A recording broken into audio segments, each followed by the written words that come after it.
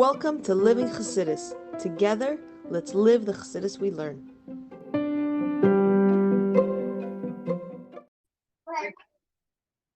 Morning, everybody, and welcome to Chassidus in the morning. 15 minutes to change our lives. We'll start by giving tzedakah. Gedel tzedakah, Shem HaKaraf Zagula, the Mitzvah Shem, giving tzedakah and learning will bring Mashiach. Also, this whole series is for the Yidden in Eretz Yisroel, for Yidden everywhere, but specifically in Eretz Yisroel, and specifically the hostages and the soldiers, and they should come back safe and sound. And we're going to focus today on Adi Margolit Bat Elka. She should be healthy, safe, and only good should come. And Mitzvah Hashem Mashiach already.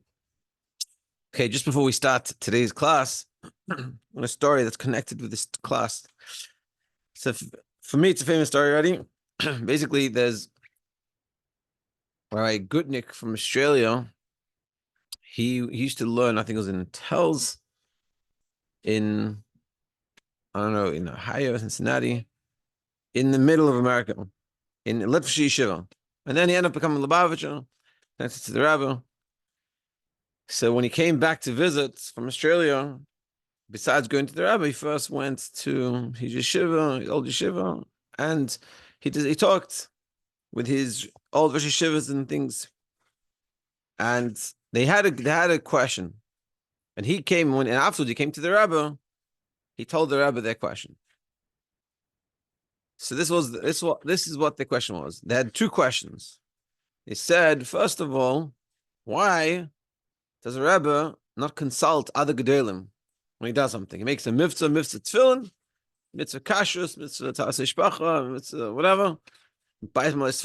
He never speaks to gedolim before he does it. He just by himself, he goes like, what is this? The guy does by himself. He doesn't speak to us. That was the one question. One taina. It was a question, but it's more like a complaint. And the other complaint was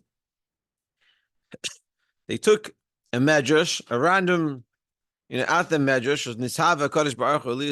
Hashem has wants to have a dwelling place below. And they made the whole Judaism out of this thing. And he's like, well, I don't get it. Like, what happened? So Rabbi Gutnik told him, because when I'll go to the Rebbe, I'll speak to him about it. So he's in front of the Rebbe, and he's telling the Rebbe this story. So the Rebbe said that they answered their own question. And he explained. He said, if you don't understand why it's so important, the Medrash, Hashem has desire to make a dwelling place below, then how do you expect me to come to you and to discuss ideas and get your opinion on something? You don't get the whole basics of Judaism. And so I don't know if you went back then and told them, but I think it's a very powerful message, and it's a very interesting story. Understanding that this idea that Chassidus based itself heavily on of Hashem having desires for the dwelling place below is a very fundamental point. And today we're going to discuss it a little bit. Well, not a little bit. We're going to discuss it. So let's see. And also maybe this will help us understand what the Rebbe was trying to say. If you don't appreciate what this means, then how am I supposed to discuss with you what we should do for the Jewish people? Let's see. And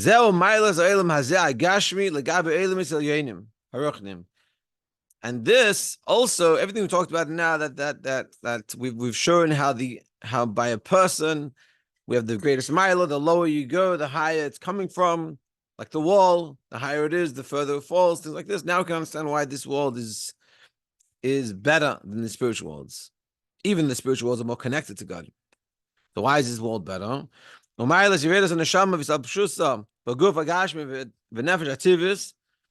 also the advantage, the specialness of the body, of the neshama coming down into a body and into the natural soul. In contrast, in contrast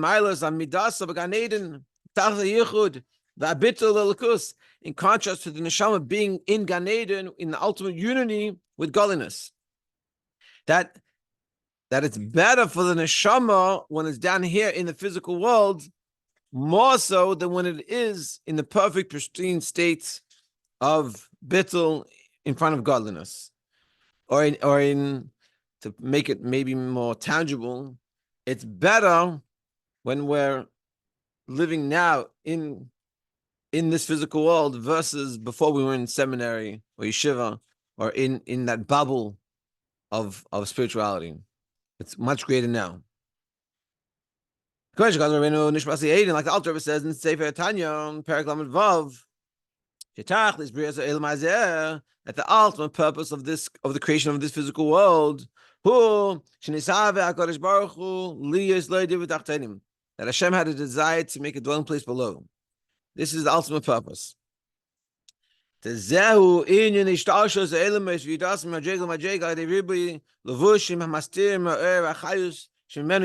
is through the many contractions that are concealing the light from Hashem that's coming all the way down. All these different concealments. Until they created this coarse physical world. Meaning we are the only physical world. Above us is all spiritual. And all those spiritual descents from the highest of levels, the most connected, all the way down to our physical world, to coming to the extent that it becomes from spiritual to physical, where down here is where it's at.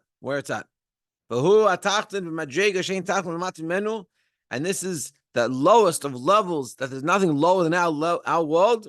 In the idea of concealment of Hashem's presence. Double and redouble darkness. It's like layers of paint. You put layers upon layers. So layers of darkness. To the extent that in our world it's full of klippa and sitra achra, which are literally against Hashem. Saying I and nothing else. That's how concealed godliness is in this world. And still, this is where Hashem desired to have a dwelling place. So how does that happen? So Hainu, the whole purpose of the descent of the concealment of all the spiritual worlds, is all for our physical world. Our world is the ultimate purpose. Because this is what came up on Hashem's mind, that He'll have pleasure. That through having a skafia and sitra achra, that we do that, we hold ourselves back and we transform our negative into positive. Transforming the darkness into light. And for this, Hashem gave us the strength and the power that would be able to overcome our nefesh bahamis. And that is the whole purpose, that we in this physical world that have a nefesh bahamis that is concealed, that we live in a world that even can deny the existence of godliness. Not can, does. And nevertheless, when we do a mitzvah, when we have iskafia, and we have ishapra, and we transform this darkness of this world to light, we show how really this world is a place for God. And this is Hashem's garden, coming out of Basi Lagani. And we do this, and we overcome Yetzer Hara and nefesh bahamis. That's exactly why we were made, and that's how all worlds were created for this. And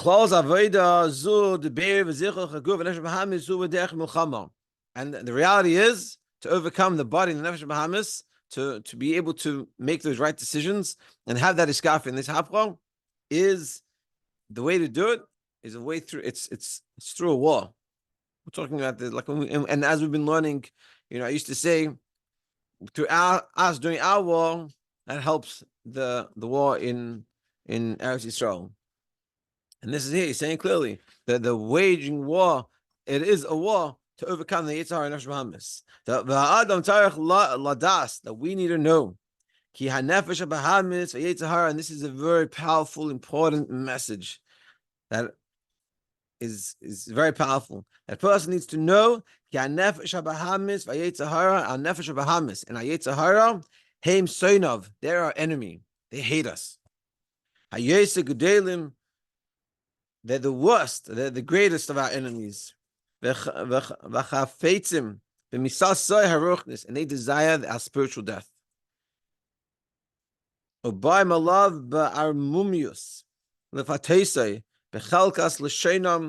come with the sleazy salesman. They do a very good job of selling themselves. They convince us. And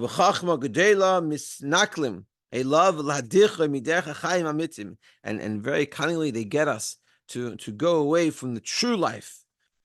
With fulfilling Torah mitzvahs, through permissible things to fulfill the desires of our soul. This is very important. I just don't want to miss.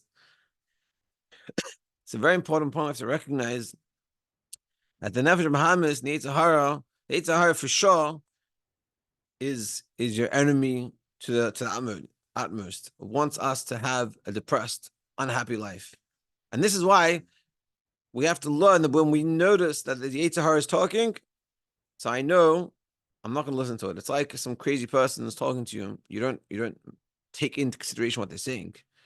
They're crazy, so you're like, I can shut off now. And this is the Yitzhahara. That's what the Yitzhahara does. But with the problem, the challenge we have is we don't recognize the Yitzhahara. So first of all, we have to recognize when it's the Yitzhahara talking. We have to realize, like we're saying here, the Yitzhahara is our enemy, not there to make us lives better. And when we're down and depressed, and we go to eat ice cream, we have to recognize who's telling me to do this. The Yitzhahara. It's not to make my life better, not to help me. But the Yitzhahara is very convincing. It's very cunning. But the point is, this is a very important axiom that we have to instill within ourselves. If I notice it's coming from the Yitzhahara, not good. And Nefesh Bahamas is the same idea. The Nefesh Bahamas means the Nefesh Bahamas, and this is sort of the difference. The Nefesh Bahamas he's saying here is coming to kill you spiritually. Meaning the Nefesh Bahamas in Basi Lagani talking about Nefesh Bahamas, we have to convince it to care for Elikus. And this is what we're going to do. But the problem is, by nature, the Nefesh Bahamas doesn't care about spirituality and godliness. It cares about physicality. So when you come to Nefesh Bahamas, they come, let's learn. Yeah, Nefesh Bahamas says, why would I do that? Let me go eat something. Let me go watch a movie. Let me go text somebody. And let me just do something else. It doesn't tell us something else is bad for us, but really that's what it is.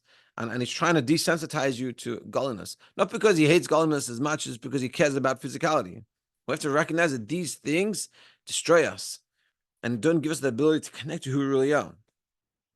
And the way it goes, like we're saying here, first it goes to fulfill the desires of permissible things. It's kosher. I remember when I was in Maristan many years ago, they had a guy, he was like in Kashrus, wasn't Lubavitcher. You'll understand by the story for sure, that he said, I scream. He was complaining about some issue. It's like he was a Pesach. He wrote about Pesach stuff. So he goes, I scream. And he goes, ice cream. He goes, eat ice cream. Ice cream is kosher. Eat as much as you want. Just don't eat this other thing. I don't know what it was. And I was like, what? So he doesn't know. He didn't learn Chassidus. He doesn't understand. But this is what we're saying here. We have to be careful. Yeah, doesn't mean we go extreme, of course. Everyone has to moderation. You have to let the process, but we have to recognize that the Nefesh Bahamas, Yitzhahara, they're not there for your benefits. And if you listen to them the whole life, your life would be in a bad place. And that's what we're saying. And this is it's something we have to recognize. And slowly they push us away. And they go from what's permissible to heta gamro ela heta shel b'diavad. They go from heta, something that's permissible. That's for sure permissible. It's a good hechsher on this ice cream, and then it goes to. It's not such a good hechsher on ice cream, but it's still good. It's still ice cream, it's still kosher. And I'm just using ice cream. It's a bad example. Anything else that we do to ourselves, that we say to ourselves, is this the best thing for me? Should I really be doing this? So we say, what do you mean? It's kosher. It's fine. It's not a big deal. And then it goes from it's a little bit less good, but it still works somehow. Until they get us accustomed to all these taivas, and they get that power, the lust, the desire to become used to this. Not to be able to withstand and hold themselves back. And also when it comes to seeing things, it gets us accustomed to being able to look wherever we want, and it's only we can't control ourselves. We shouldn't be looking in places. You shouldn't see these things, but it's not even an issue anymore. And what happens? The eye sees, and the heart desires. And then our spiritual power, spiritual strength becomes very weakened. Latzer, to be able to hold ourselves back. Ba'ad hamoin, returnasav hagufnim, and our physical desires. V'neifer achman l'tzlan b'cholol b'dei yitzhahara v'nefesh b'hamis, and we become subjected and subjugated to the nefesh b'hamis, yitzhahara. We have no control anymore, and we lose our sensitivity, and till things become just we don't even realize. So we have to stop here. And Mitzvah Hashem, tomorrow we'll finish up. We'll try to finish up the parak over here. And remember, and then what we're saying is we have to recognize when's it coming from the Yetzer Hara, the Nefesh Bahamis, and recognize that they're not there coming for our benefits. But for us, benefit is connecting with our godly soul. It doesn't mean we don't go to work, of course, and we don't eat and sleep and take care of ourselves, but it means we do all those things for a godly sake. And Mitzvah Hashem, all of us will continue recognizing the Yetzer Hara for where he is, and recognize how to say no. Have a great, great day.